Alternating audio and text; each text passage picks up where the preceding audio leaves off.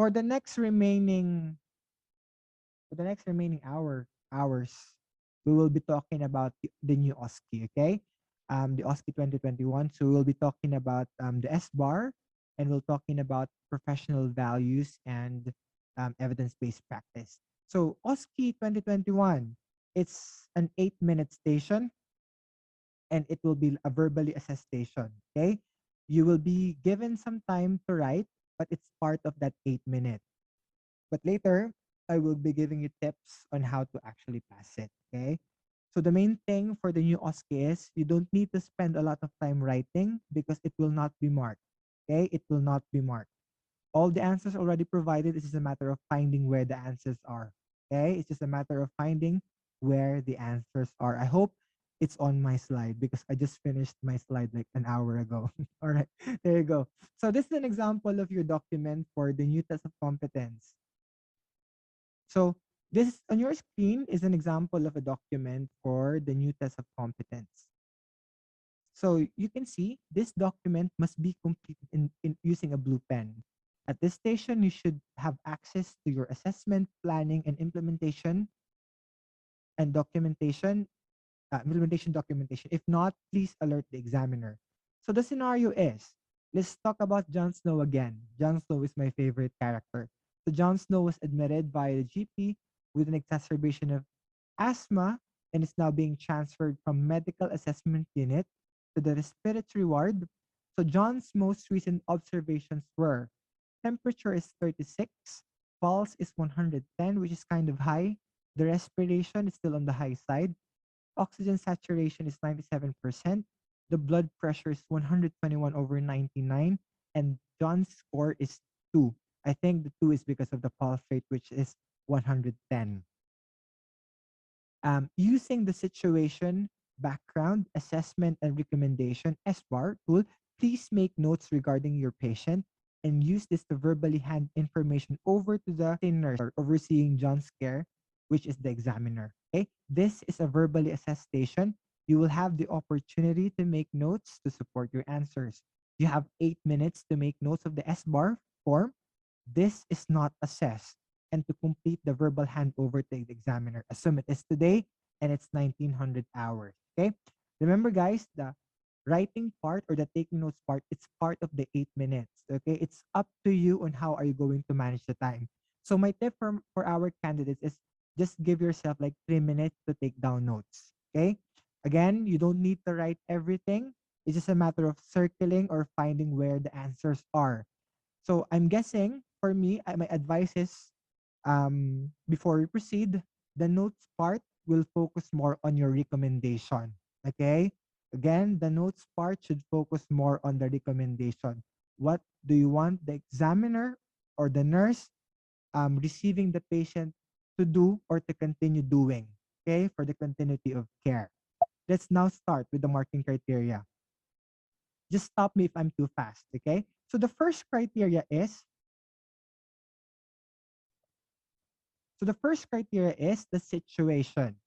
So what are the things required of you when you're writing this part or when you're talking about this part? So of course, you have to introduce yourself, the clinical setting, state the patient's name, the hospital number, and or the date of birth and the location. And 1C is to state the reason for the handover where relevant. So on the right-hand side of your screen, you will be seeing the sources of the information. Again, we are making I'm making your lives easy. Okay. Remember on our previous webinar, we talked about the documents that you will be having or getting when you're doing the test of competence. So the one in here, you can see the overview of the recent history. Remember, this document is present during assessment. Okay. This document contains the patient's address graph.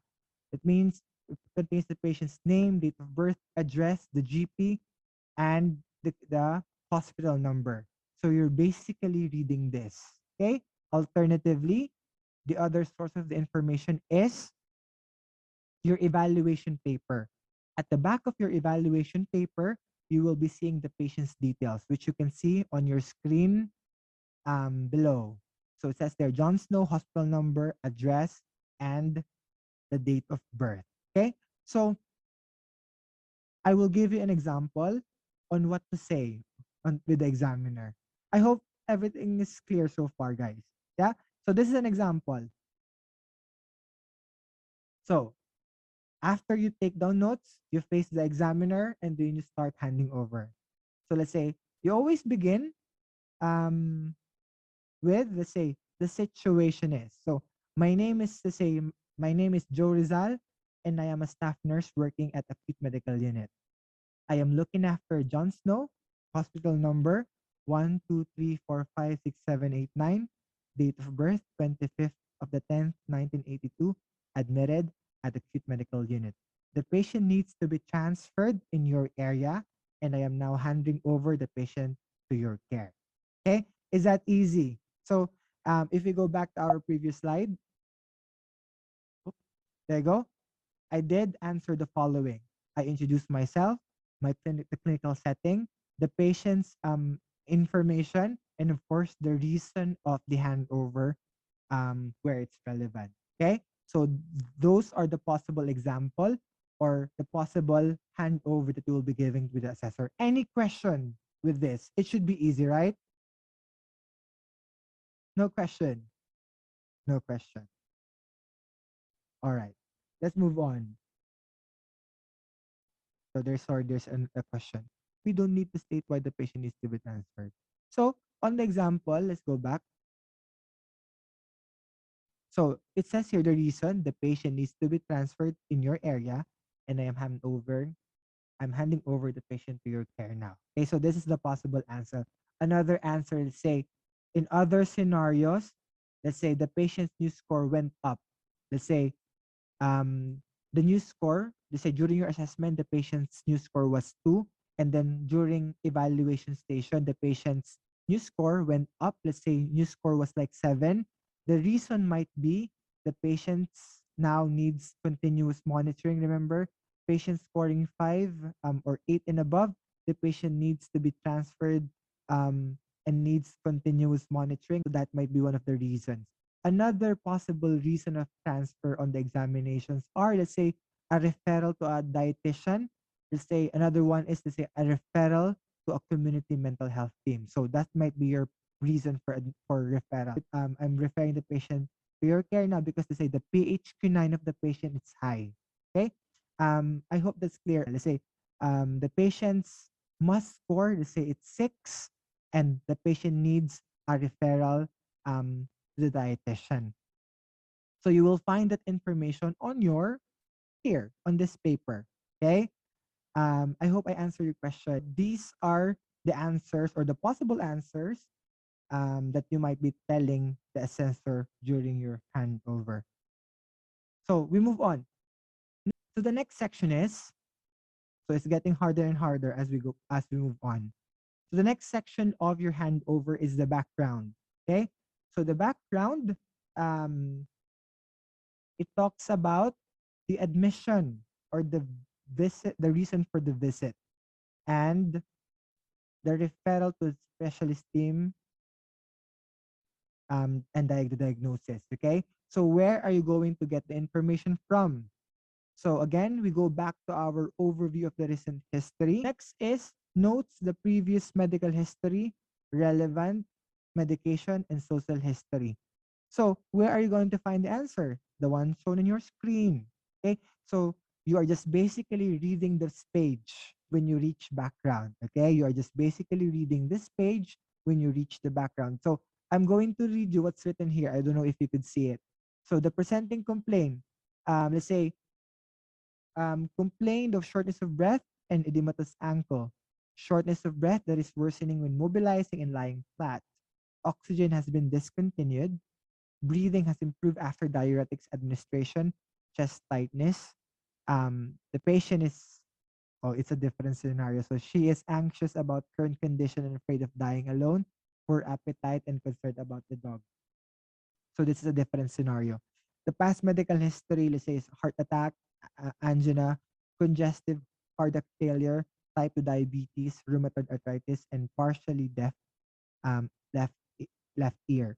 The social history are as follows. Say the patient is widowed, the patient is usually independent, the patient smokes 2 cigarettes per day, the patient is occasional drinker, and the neighbors help with food shopping. So this is actually an example of your overview of the recent history and the examination. And number three, so again, guys, you are just reading this on the examination. Remember what I mentioned? You're just basically finding, locating where the answers are, okay, on the examination. So you don't need to spend a lot of time writing, okay? And number three is to give detail of the current events and details the findings from your assessment. So for 3C, okay, for 3C, you have to tell the assessors your findings during your assessment station. Okay, during your A2E assessment, you have to tell the assessor what the relevant findings are for this particular patient. You could talk about your observations, your vital signs, the new score. Let's say any other problems existed during your observation. During your A2E assessment, say the patient is in pain, the patient was anxious. You could talk about it on this section. Any questions so far? So I will give you an example. So let's say the background is, let's go back to John. Okay, John was admitted today due to shortness of breath and was diagnosed with pneumonia. John has past medical history of asthma with ICU admission, hypertension since 2009, and osteoporosis.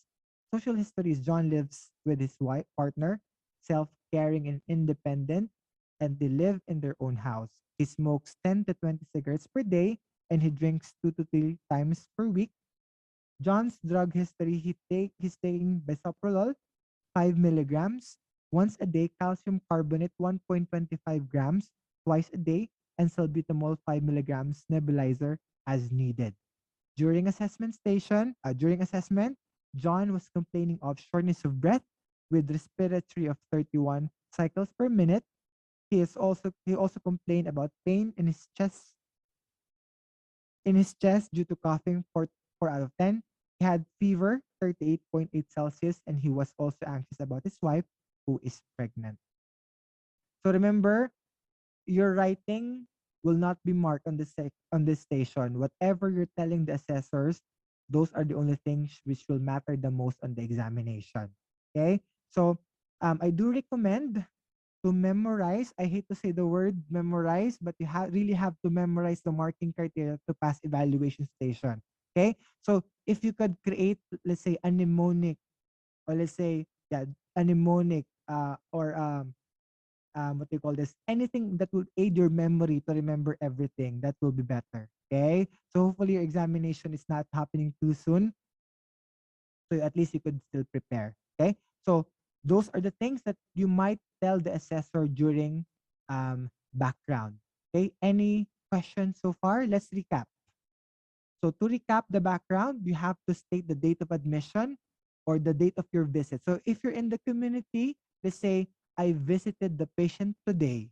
Okay, so that might be your opening statement. Okay. Um, Next is the previous medical history, social history. Again, you know where to find the answer. You're just basically reading that. And the current events, the most relevant information that you need to tell the assessor or the patient you're handing over with, that you've done during your assessment station. Okay, so hopefully that is clear. That is clear. There you go. So next is assessment. Okay, we move